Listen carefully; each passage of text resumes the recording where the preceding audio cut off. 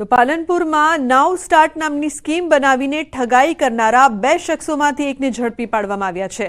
Scheme ચલાવનાર બે મુખ્ય શખ્સમાંથી નિરંજન શ્રીમાળીને ઝડપી પાડવામાં આવ્યો છે, જેની પૂછપરછમાં કેટલાક ખુલાસા થયા છે। આ શખ્સોએ સ્કીમ 2023માં શરૂ કરી હતી। આ સ્કીમમાં 15,000થી પણ વધુ રોકાણકારો છે। અત્યાર સુધી 130 કરોડ જેટલી રકમ ઉઘરાવી ચૂક્યા છે, જેમાંથી 86 કરોડ પરત આપવામાં બાકી છે। રોજના 3% આપવાની વાત કરી તેમજ કમિશન આપવાનું કહીને રોકાણકારોને લલચાવી રોકાણ કરાવ્યું હતું। આ સ્કીમ ફક્ત ગુજરાતમાં જ નહીં પરંતુ અન્ય રાજ્યોમાં પણ કેટલાક રોકાણકારો હોવાનું સામે આવ્યું છે।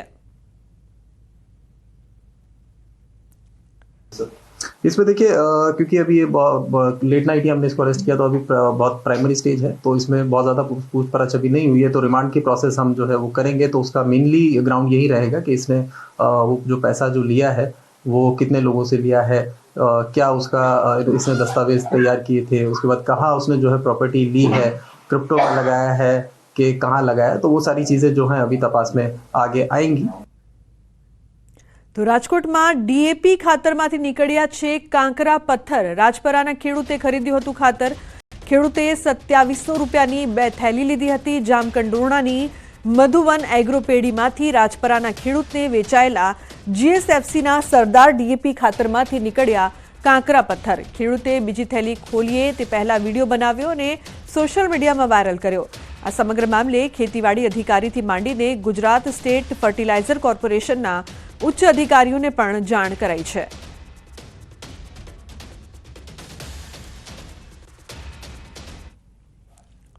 કનોનાથી 2 થેલી ડીએપી મધુવન એગ્રોમાંથી લીધેલ છે।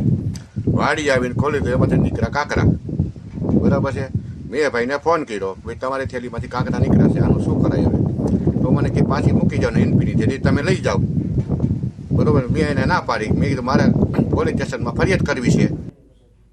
તો કેન્દ્રીય ગૃહમંત્રી અમિત શાહ સુરત મુલાકાતે છે। તેઓએ સુરતમાં શ્રી બાબુલાલ રૂપચંદ શાહ મહાવીર કેન્સર હોસ્પિટલનું અનાવરણ કર્યું। સુરતની આ હોસ્પિટલમાં કેન્સરના દર્દીઓને અત્યાધુનિક વિશ્વસ્તરીય સારવાર મળી રહેશે। આ હોસ્પિટલમાં 110 બેડની સુવિધા ઊભી કરવામાં આવી છે। હોસ્પિટલમાં radiation therapy, chemotherapy, cancer surgery, bone marrow transplant, nuclear medicine, cancer rehabilitation, diet અને ન્યુટ્રિશન, એમ્યુનોથેરાપી દર્દીઓને મળશે। હોસ્પિટલમાં આવનાર દર્દીને રેડિયેશન થેરાપી દરમિયાન ઘરે જવાની જરૂર નથી। હોસ્પિટલમાં રહેવાની અને જમવાની સુવિધા પણ મળી રહેશે। તો અમદાવાદમાં હિન્દુ આધ્યાત્મિક મેળાનો પ્રારંભ થયો છે। કેન્દ્રીય ગૃહમંત્રી અમિત શાહના હસ્તે પ્રારંભ થયો છે। 26 જાન્યુઆરી સુધી હિન્દુ આધ્યાત્મિક અને સેવા મેળો જીએમડીસી મેદાન ખાતે આયોજિત કાર્યક્રમની કેન્દ્રીય ગૃહ અને સહકાર મંત્રી અમિત શાહના હસ્તે શરૂઆત। તો સીએમ ભૂપેન્દ્ર પટેલ રહ્યા ઉપસ્થિત। 250થી વધુ સેવાભાવી સંસ્થાઓની મેળામાં સહભાગિતા।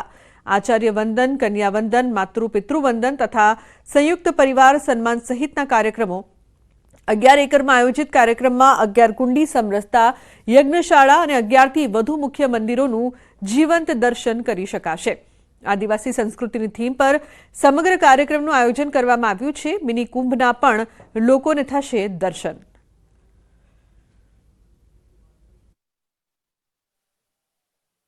આજે અહીંયા આ હિન્દુ આધ્યાત્મિક સેવા મેળો જે જાગૃત થયો છે એ હિન્દુ સમાજની સેવાની પરંપરા ક્યારેય પ્રચાર નતા કરતા। ન જાણે કેટલાય મઠ મંદિરો રોજ અન્નદાન કરતા હશે, ક્યારેય પ્રચાર ના કર્યો। સ્વામિનારાયણના ગુરુકુલો લાખો આદિવાસીઓને ભણાયા, ક્યારેય પ્રચાર ના કર્યો। દરેક મઠ મંદિરોએ લોકોની શુશ્રૂષા કરી, સેવા કરી, સ્વાસ્થ્ય સંભાળ્યું, ક્યારેય પ્રચાર ના કર્યો। પણ આ બધા મુખ સેવકોને એક મંચ પર લાવી સમાજની સામે હિન્દુ સમાજના વિરાટ સેવાના યજ્ઞનું દર્શન કરાવવાનું કામ રાષ્ટ્રીય સ્વયંસેવક સંઘે કર્યું છે। કાશ્મીરની અંદર ધારા કલમ 370 સમાપ્ત થઈ ગઈ। 550 વર્ષ પછી રામલલ્લાનો વનવાસ પૂરો થયો અને અયોધ્યામાં ભવ્ય રામ મંદિર બન્યું।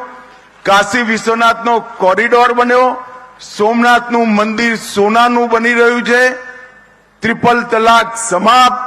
યુસીસી કોમન સિવિલ કોડ લાગુ થયો અનેક કામો આપણી વિચારધારાના આઝાદી પછી 7 દશકા સુધી જેને હાથ લગાવવાની કોઈએ હિંમત નથી કરી, એ 10 વર્ષની અંદર બધા કામો પૂરા થઈ ગૌરવ સાથે આજે ભારત દુનિયાની સામે ઊભું છે. કુંભથી મોટો સમરસતા અને એકતાનો બીજો કોઈ સંદેશ સમગ્ર વિશ્વમાં નથી. જ્યાં ના નામ પૂછાય, ના કુળ પૂછાય, ના ધર્મ પૂછાય, ના જાતિ પૂછાય. અને જ્યારે પ્રમુખ સ્નાનો હોય એ વખતે તો કોઈ એકબીજાનું મોઢું પણ જોયા વગર નિશ્ચિત સમયની અંદર ગંગામાં ડૂબકી લગાવવા માટે ગંગાજીના શરણમાં જતા હોય છે. મિત્રો, મારી તમને સૌને એક અપીલ છે કે આ મહાકુંભમાં એકવાર જાઓ અને ઘરના યુવાનો અને કિશોરોને જરૂર લઈ જજો. મેં મારા જીવનમાં 9 કુંભમાં સ્નાન કર્યું છે. કુંભ અર્ધકુંભ થઈ અને આ 10મા કુંભમાં સ્નાન થશે મારું. હું પણ 27મી ત્યાં જવાનો છું.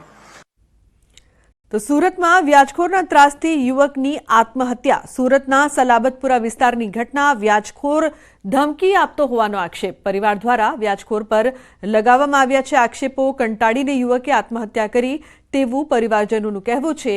સલાબતપુરા પોલીસે આ બાબતે વધુ તપાસ શરૂ કરી છે. તો રાજકોટના જેતપુરમાં બળદેવધાર વિસ્તારમાં રહેતા પતિએ કરી પત્નીની હત્યા. પતિ પત્ની વચ્ચે કોઈ બાબતે ઝઘડો થતા માથાના ભાગે લાકડું મારી પતિએ પત્નીને મોતને ઘાટ ઉતારી દીધી.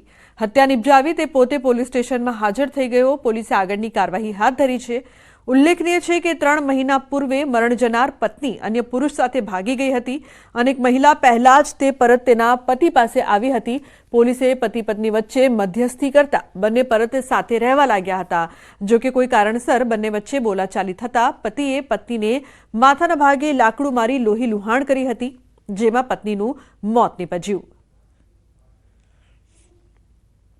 તો સુરતમાં ચોંકાવનારી ઘટના બની છે. 1 વર્ષની બહેનની 13 વર્ષના ભાઈએ હત્યા કરી નાખતા ખળભળાટ મચી ગયો છે. ઓશિકાથી મોઢું અને ગળું દબાવીને હત્યા કરી. સુરતના નાનપુરામાં હત્યાની આ ઘટના. પરિવારે પૂછપરછ કરતા ભાઈએ ગુસ્સામાં બહેનની હત્યા કર્યાની કબૂલાત કરી. તબીબે બાળકીનું મોત ગૂંગળામણના કારણે થયું હોવાનો રિપોર્ટ આપતા પોલીસ પણ ચોંકી ગઈ હતી. હત્યારો 1 વર્ષ પહેલા મુંબઈથી સુરત માસીના ઘરે આવ્યો હતો. 1 વર્ષીય દીકરી રડારડ કરતી હોવાથી માસિયાઈ ભાઈ કંટાળી ગયો હતો અને તેની હત્યા કરી નાખી.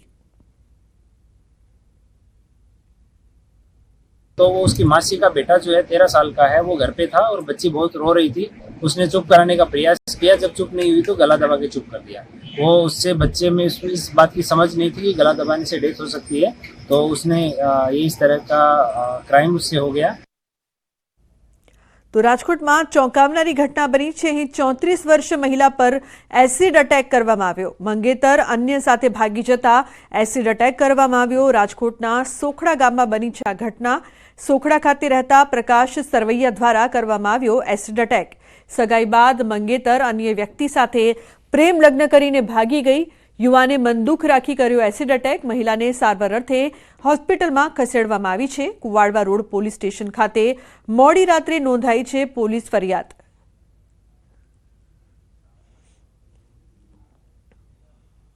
એને અમારી રેકી કરતો હોય તો ભલે, જેવા જણ બધા બહાર નીકળ્યા ને પોતપોતાના કામમાં, તરત એ આવ્યો ઘરે અને સીધો એસિડની બળની ભરીને સીધો અટેક જ કર્યો. મારી છોકરી 13 વર્ષની છે. મારો છોકરો તો નિશાળે ગયો હતો. 13 વર્ષની છોકરી હતી ને, એને શું ખબર કે આ કદાચ મગજ બહેણે, એટલે એને હું કરવા તો ધાર્યું છે કે છોકરી પહેલાં તો છોકરીને જ એને ટાળી નાખવાની જરૂર, એના માથે નાખવાનો હતો.